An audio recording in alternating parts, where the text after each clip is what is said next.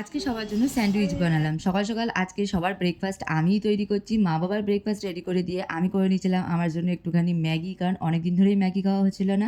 আর breakfast complete করার পরপরই বাবা বাজার থেকে গিয়ে বেশ কয়েকটা জিনিস নিয়ে এসছে, যেগুলো দিয়ে আমরা বিকেলবেলা স্যান্ডউইচ বানাবো। আর তারপর আমার বেশ কয়েকটা পেপার ওয়ার্ক ছিল, যেগুলোর কাজ অনেকদিন ধরে পেন্ডিং ছিল, তাই ভাবলাম সেগুলোই করে নিই। আর এগুলো করতে না করতে বাবা তো সব জামাকাপড় ধুয়েও দিয়েছে, তাই ভাবলাম একেবারে সব কিছু নেড়েই স্নানে ঢুকে যাই, কারণ স্নান করে উঠে আমার আরও একটা বড় কাজ আছে। তো স্নান টান করে খাওয়া দাওয়া কমপ্লিট করে এখন এসেছি আমি একটা ভিডিও শ্যুট করতে, যেটা হচ্ছে আমার ভাইয়ের। আজকে হচ্ছে রবীন্দ্র জয়ন্তী, তো স্কুলে যেটা পাঠাতে হবে আর কি কবিতা বলেছে সেটা তোমরাও একটুখানি শুনে নাও। আমি ক্লাস 1-এ পড়ি। আমি একটা কবিতা বলবো। তার গাছে দাঁড়িয়ে সব কাজ ছাড়িয়ে উঁকি মারে আকাশে। এখানে আমি আর পুরো কবিতাটা শোনাতে পারছি না, কারণ বেশ অনেকটা লং হয়ে যাবে ভিডিওটা। আর এই একটা ভিডিও ওর করতে গিয়ে আমাদের তো আধ ঘন্টার ওপর লেগে গেছিলো।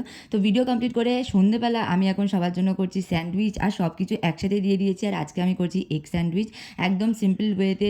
ডিম ব্লগটা শ্যুট করেছিলাম 9 তারিখ, যেদিনকারে ছিল রবীন্দ্র জয়ন্তী, আর 10 তারিখ তো ছিল মাদার্স ডে। বাট 10 তারিখ যেহেতু রোববার পড়ে গেছে, আর আমরা রোববার আর সোমবার যেহেতু ভেজ খাই, তাই ভাবলাম আজকে মাদার্স ডে স্পেশাল মাকে একেবারে স্যান্ডউইচই করে খাইয়ে দিই, কারণ মায়ের থেকে বেশি কিছু করতে চাইবে না আর কিছু খেতে চাইবে না। আর এই হলো মায়ের প্লেট। এবার দেখো মাকে মাদার্স ডে গিফট দাও।